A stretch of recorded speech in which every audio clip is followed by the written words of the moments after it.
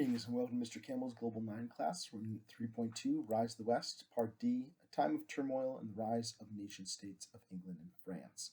So this is a real small set of notes. It is fitting into this overall time period where you have both great things happening in Europe. You have the Renaissance, you have the legacy of the agricultural revolution leading to growing populations, and you also have a lot of relatively rough, harsh stuff going on. Including, of course, the arrival of the Black Death, which sweeps across Europe, as well as later on religious wars. And so this is just set in the backdrop of all that, but it's going to focus on two nations that eventually become kind of dominant world powers, the kingdoms of England and the kingdoms of France. So self-test questions, we're looking at describe the impact of English common law and the Magna Carta. What were the impacts of the 100 Years' War, and how did the governments of England and France differ as they moved from being kingdoms per se to being what we might call nations? So the first we'll start off with is the growth of monarchical power in France. And this is an idea we'll be picking up again later this year in our next unit on absolutism, as well as in 10th grade too, with our examination of French absolutist power and the rejection of it in the French Revolution. But we got to rewind a little bit. So France had been divided and kind of having different groups of barons and lords fighting for supremacy, fighting for the crown, ever since the kind of the death of Charlemagne. And sometimes you had stronger rulers, sometimes weaker ones, etc., etc.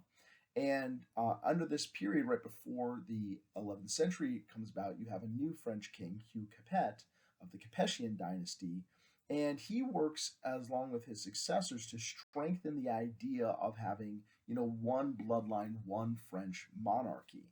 And he does this by saying, well, the throne is going to be hereditary. Instead of when the French kings die, land and territory being split up amongst his sons, we're going to have one son take the throne.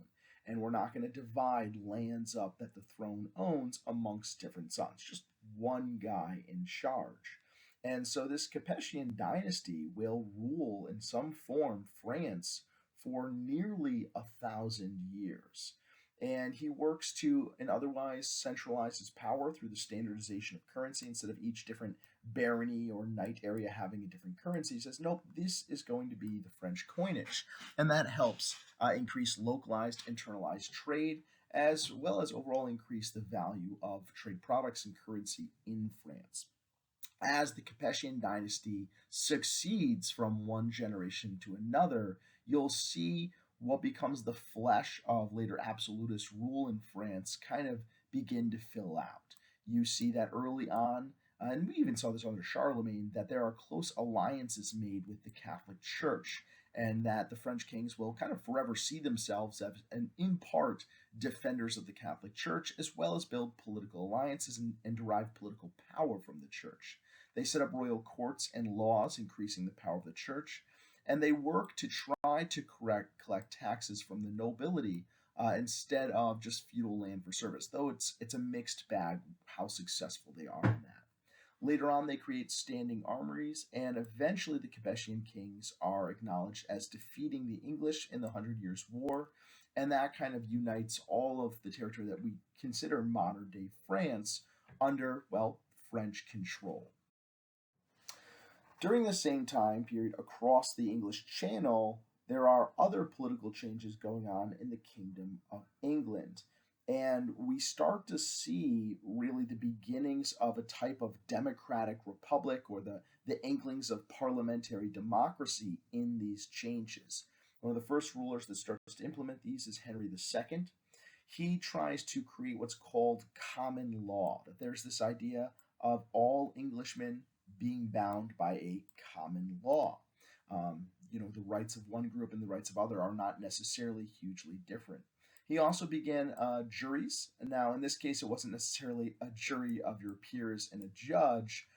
These were people more like witnesses who had seen the dispute or who knew of evidence, but they each gave testimony and could decide kind of in conjunction with a magistrate the answers of a case. So this is really some of our first wording of the concept of juries in European law besides the old Roman style of it. And he also works to centralize the power of the king as well by using judges called bailiffs to collect taxes, settle lawsuits, and punish crimes. So overall, he's regarded as a legalist. You could place him with Justinian or other figures who are kind of expanding the power of law and maybe making it more just and fair. But a lot of the basis of English parliamentary democracy really stems from, or is thought to stem from, what's known as the Barons' Wars and the Magna Carta of 1215. This is a key turning point. I'd like you to star this in your notes or highlight it. So here's the deal.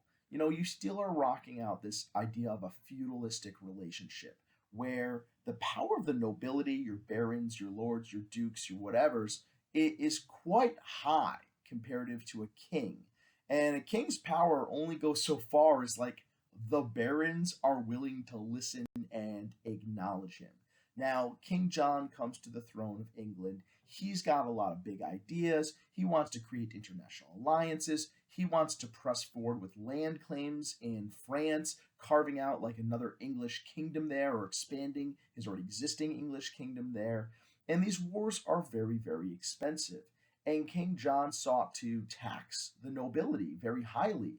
And if they refused to serve in his armies, and if they refused to pay the taxes that he demanded to fund these wars, he tried to have them arrested and confiscate their land, their wealth, their property. And so this leads to what's called the Barons' War, where a bunch of these lords are like, yeah, no, we have rights. You can't just do this to us. And so, faced with a very large barons' rebellion, where, in a feudal system, your barons, your lords are the ones that get you your army, and he doesn't really have many of them on his side. So, he doesn't really have an effective army. He has to sit down and negotiate with these guys. And what he does is sign what's called the Magna Carta, or the Great Letter. It has a longer name than that, but that's the one you need to know. And what it did is lay out, arguably kind of for the first time in on paper in all of Western history, that citizens have guaranteed political and legal rights, and that the rights of a king are limited. Like the power of a king has limits, not necessarily by God, but by the rights given to others. So most historians widely acknowledge this is the first time you are placing legal limits written there in paper on the power that a king can exercise. They say he cannot raise taxes without the consent or agreement of the lords and clergy. It gives lords the right to a trial by jury, so the king can't just arrest them and throw them in jail and take their stuff. And it provides them with equal protection of the law. And you got this great quote from here: no free man shall be taken or imprisoned or be disseized of his freehold. They're not going to take away his property. Or liberties or free customs, or be outlawed or exiled, or any otherwise destroyed, nor will we not pass upon him nor condemn him, but by lawful judgment of his peers, or by the law of the land. Um, and even though this is like a contract negotiation, and King John does sign this very quickly, both sides like don't follow what this says, and they both erupt in yet another war.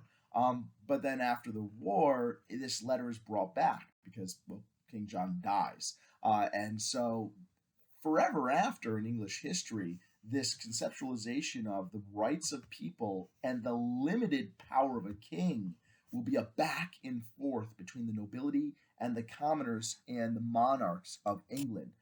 But historians like to acknowledge this as the baby steps of what will become parliamentary democracy or forms of democracy in England. Other English kings will kind of build upon the ideas of consulting with the nobility and allowing them a role to play in decision making. And in the 1200s, we see English kings meeting with a great council. And this culminates in the calling for a parliament by King Richard II. He says, I need money for wars, but I don't want to just arbitrarily, just by myself, raise taxes on everyone.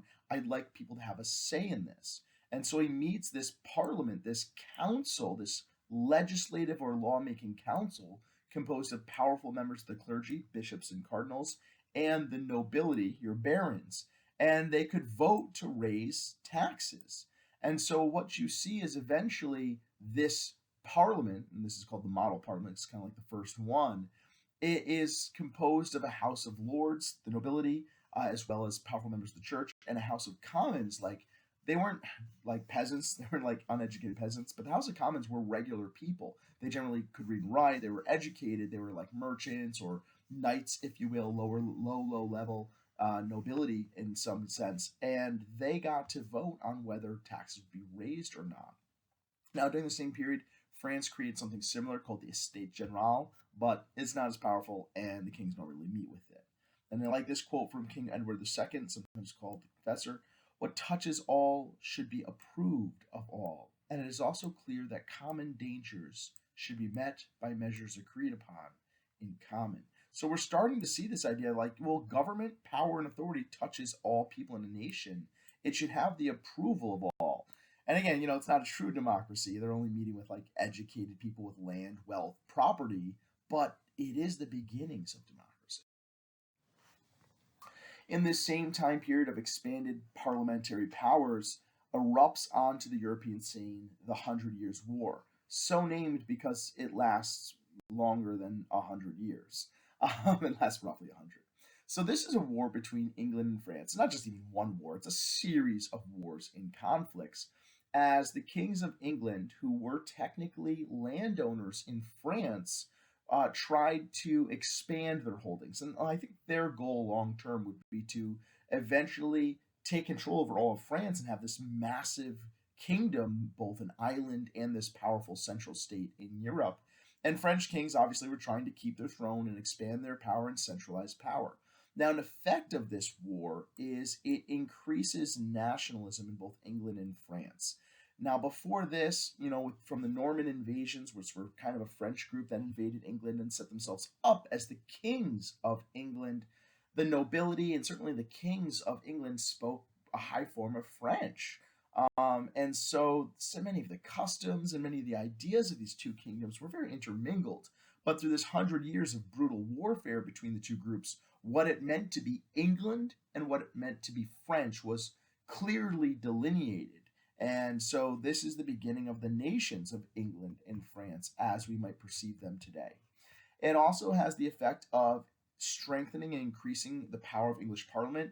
It's a long period of wars. Wars are expensive. Increasingly, the English kings had to ask Parliament for money. And every time they did so, the Parliament could basically expand its power by being like, yeah, we'll give you money, but for these rights. Yeah, we'll give you money, but you want to consult us more often. It also increased the power of the French kings because they eventually, it takes a while, are able to unite France under their control. And these wars frequently divided like French nobles and lords, barons that wanted more power and didn't like the kings would side with the English, and then the English would lose a battle and then the French kings could like execute or banish or exile those lords. And so what they got is like basically eventually a loyal core group of nobles surrounding the king. This war is also very famous for its advancements of military technology. Both you see the longbow, which is kind of like this huge deal for the 100 Years' War. The English longbow, this massive bow that required an incredible amount of strength of fire, but could be fired in these tremendous barrages, dealing pretty terrific damages. But by the end of the war, you see more and more the impact of gunpowder and cannons. Not really, guns in someone's hands, but cannons are being used more and more and more. Especially in like the last siege of Calas, where the English effectively are driven out of France. The cannon played a huge role in defeating the defenses of the English castles. This war, when it ends in 1453, there's a couple other things that go down in 1453 too. It's considered the end of the Middle Ages, and you're entering instead what we call the early modern period. Another kind of famous element of the 100 Years' War is Joan of Arc, or Joan d'Arc. She was a peasant girl, supposedly, who, as a tween, basically received visions from God telling her to drive the English out, telling her to find this sword that had been buried in a field. And there's all sorts of neat stories about how she proves that she's receiving messages from God and stuff like that.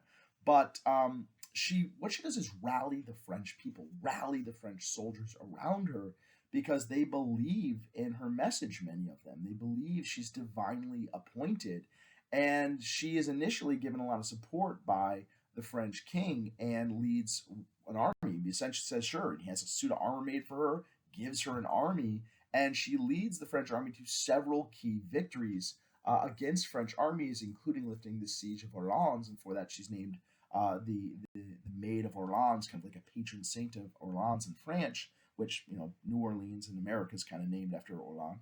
And so she is this inspirational figure to early French nationalism, and probably eventually is where you kind of get the conceptualization of Marie, who is a kind of a figure of French nationalism later on. Eventually, what happens to poor Joan of Arc is her ideas become politically uncomfortable for the king, and so she's handed over to the English, who really do not like her and find a way for her to be killed. They try her as basically a bad guy. They try her as an enemy and a heretic, and she's burned at the stake as a heretic